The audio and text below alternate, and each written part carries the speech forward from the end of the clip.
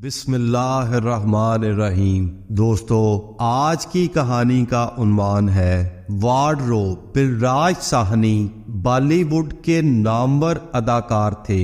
एक वक्त था जब सिनेमा का दूसरा नाम बिलराज साहनी था और बिलराज साहनी को सिनेमा कहा जाता था। ये 1913 में रावलपिंडी में पैदा हुए।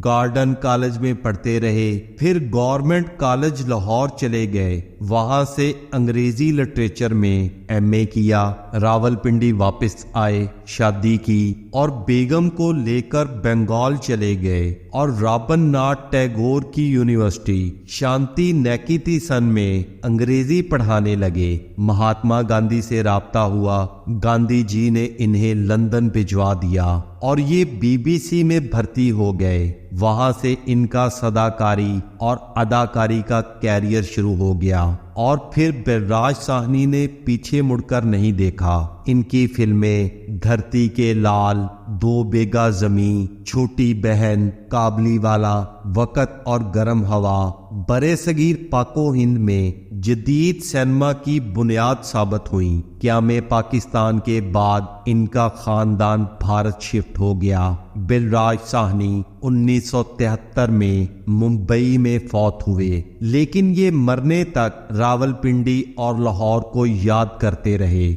अदाकारी के अलावा मुसन्नफ भी थे। अंग्रेजी, हिंदी और उर्दू तीनों जबानों में रवानी से लिखते थे और लोग इनकी तहरीरें भी पढ़ते थे। ये 1962 में अपने कैरियर की पीक पर पाकिस्तान के दौरे पर आए थे। गवर्नमेंट कॉलेज इनका मेजबान था। ये 10 अक्टूबर 1962 को लाहौर पहुंचे और उन्होंने रेलवे स्टेशन के प्लेटफॉर्म पर लेटकर इसकी मिट्टी चूमकर अपने विजिट का आगाज किया। ये पैदल चलकर गवर्नमेंट कॉलेज भी पहुंचे थे। इस वक्त ये पाकिस्तान में भी बहुत मकबूल थे। चुनाचे हर जगह लोगों ने इनका खुले दिल से इस्तकबाल किया और इन पर अपनी मोहब्बतें नछावर की। डॉक्टर नज़ीर अहमद इस वक्त गवर्नमेंट कॉलेज के प्रिंसिपल थे। ये अपने ज़माने के इंतहाई मशहूर मौलम और दानिश्वर थे। फैज़ अहमद फैज़ जैसे मशाहिर भी इनके सामने बोलने से पहले इनसे इजाज़त लेते थे। डॉक्टर साहिब गवर्नमेंट कॉलेज ही में रहते थे। उन्होंने बिलराज साहनी के लिए अपना बेडरूम खाली कर दिया और इन्हें इसमें ठहरा दिया। ये बिलराज के लिए एजाज की बात थी। बिलराज साहनी ने कमरे में जाकर जब अपने सूटकेस खोले और अपने कपड़े लटकाने चाहे तो इसे कमरे में वार्डरोब नहीं मिली। वो कपड़े उठाकर पूरे कमरे में फिरते रहे, मगर डॉक्टर नज़ीर अहमद के बेडरूम में कपड़ों की अलमारी नहीं थी। उन्होंने आखिर में डॉक्टर नज़ीर अहमद से पूछा, सर आप अपने कपड़े कहाँ लटकाते हैं? डॉक्टर नज़ीर अहमद शर्मिंदा होकर बोले,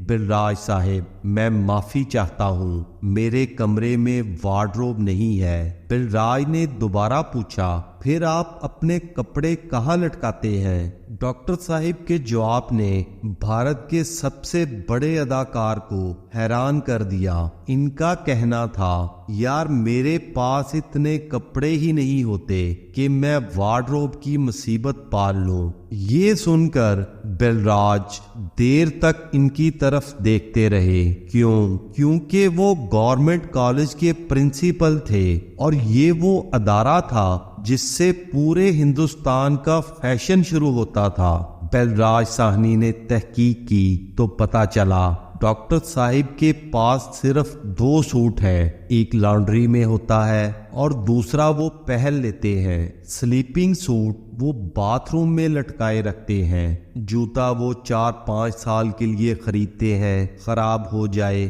तो इसकी मरम्मत करा लेते हैं। ज्यादा खराब हो जाए तो मजबूरी में नया खरीद लेते हैं। और जब तक वो भी मुकम्मल तौर पर जवाब नहीं देता वो इसका इस्तेमाल जारी रखते हैं। ये 1960 की दिहाई में गवर्नमेंट कॉलेज के प्रिंसिपल और मुल्क के बड़े दानिश्वर का लाइफस्टाइल था और वो ऐसे प्रिंसिपल थे जो सदर अयूब खान को भी इम्तिहान के दिनों में कैंपस आने की इजाजत नहीं देते थे। उन्होंने गवर्नमेंट कॉलेज के 3 अतराफ सड़कों पर हारन बजाने पर पाबंदी लगाई और ये पाबंदी 30 साल कायम रही थी। लेकिन आप इस शख्स की सादगी देखें, इसके कमरे में वार्डरोब नहीं थी। अब सवाल ये है, क्या डॉक्टर साहिब सादगी के सिलसिले में वाहिद मुजद्दद थे? जी नहीं, दुनिया का हर बड़ा इंसान और बड़ा माशरा डॉक्टर साहिब की तरह सादा होता है। क्योंकि सादगी जहानत का आखिरी दर्जा होता है। इंसानी जहानत के 5 दर्जे होते हैं। पहले दर्जे के इंसानों को स्मार्ट कहा जाता है, दूसरे दर्जे में ज़हीन लोग आते हैं, ये इंटेलिजेंट होते हैं, तीसरे दर्जे में ब्रिलियंट आते हैं, चौथा लेवल जीनियस यानी आइंस्टाइन किस्म के लोगों पर मुश्तमिल होता है, जबकि इंसानी जहानत का आखिरी दर्जा सादगी होता है। सादगी जहानत की पीक होती है। शायद यही वजह है दुनिया के तमाम नबी, औलिया कराम, साइंसदान और बैनुल अक़वामी लीडर सादा थे। ये छोटे कमरों में इंतहाई जरूरत की चीजों के साथ जिंदगी गुजारते रहे। बड़े माशरे भी सादा होते हैं।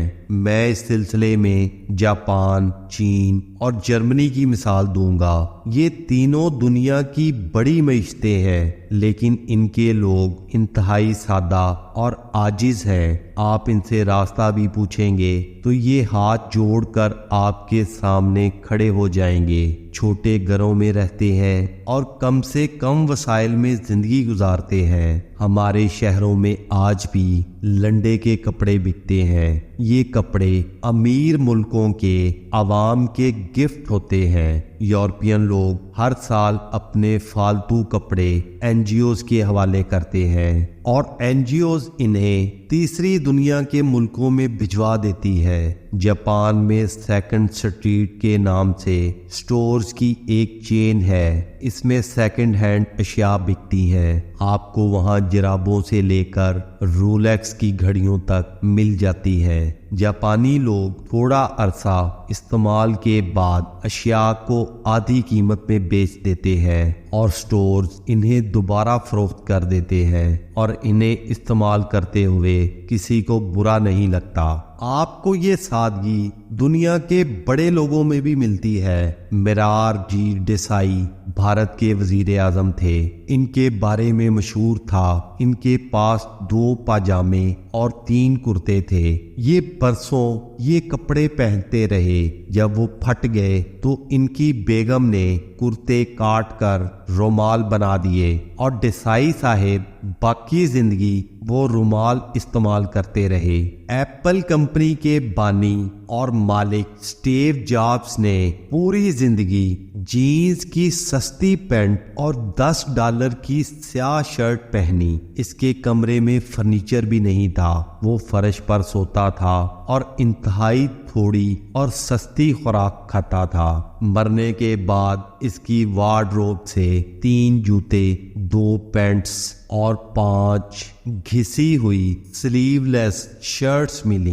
बिल गेट्स के कपड़े भी सादा और सस्ते होते हैं। आप इसे 3 रंगों के सस्ते सूट में देखेंगे और ये सूट्स भी बरसों इस्तेमाल होते हैं। वॉरेन बफेट आज भी पुराने घर में रहता है, पुराने सूट पहनता है और $5.5 का मैकडॉनल्ड का बर्गर खाता है। दुनिया के इस वक्त के अमीर तरीन शख्स एलन मस्क ने अपने तमाम घर, जिनकी मालियत तकरीबन $134 मिलियन बनती है, सब बेच दिए हैं और अब इसका कोई भी मलकीती घर नहीं है। ये ऑफिस के छोटे से कमरे में रहता है और इसका लाइफस्टाइल आम मिडिल क्लास अमरीकी से भी पस्त है। पाकिस्तान के अंदर भी ऐसे बेशुमार लोग हैं। अब्दुस्तार ईदी साहिब ने पूरी जिंदगी मुर्दों के जूते और कपड़े पहने। इनकी टोपी की मालियत भी 2 रुपए होती थी, लेकिन इस शख्स ने दुनिया की सबसे बड़ी एम्बुलेंस सर्विस बनाई। जिंदा लोगों में सैयद बाबर अली कमाल इंसान है। ये 97 साल की उम्र में भी लम्स में ऐसे डिपार्टमेंट्स बना रहे हैं जो 10 साल बाद मुकम्मल होंगे, लेकिन आप इनके कपड़े और जूते देख लें, आप हैरान रह जाएंगे। ये गाड़ी भी सस्ती इस्तेमाल करते हैं। सेठ आबद भी सादगी की मिसाल थे। मैंने इन्हें हमेशा एक ही शलवार कमीज में देखा। मैंने इनसे इनकी वजह दरियाफ्त की तो इनका कहना था जब 2-3 शलवार कमीजों में गुजारा हो सकता है तो फिर मुझे अपनी अलमारी भरने की क्या जरूरत है। मैं रेड फाउंडेशन के बानी महमूद साहिब से बहुत मुतासर हूँ। इस शख्स ने मुल्क में 400 स्कूल और कॉलेज बनाए। इस वक्त भी इनके स्कूलों में 1.5 लाख तालिब इल्म पढ़ रहे हैं, मगर आप इस शख्स की सादगी देखें। उन्होंने 30 साल बाद भी वही स्वेटर पहना हुआ था जो उन्होंने पहले स्कूल के इफ्तिताह पर पहना था। इनसे जब वजह पूछी गई तो इनका जवाब था स्वेटर का काम सर्दी रोकना होता है और अगर मेरा स्वेटर ये काम कर रहा है तो फिर मुझे नया खरीदने की क्या जरूरत है। इससे रकम भी जाया होगी, इससे महफूज रखने की कोफ्त भी उठानी पड़ेगी और किसी ऐसे शख्स की हक तलफी भी होगी जिसके पास स्वेटर नहीं है। ये सुनकर मेरा दिल चाहा मैं आगे बढ़कर इनका स्वेटर चूम लूं।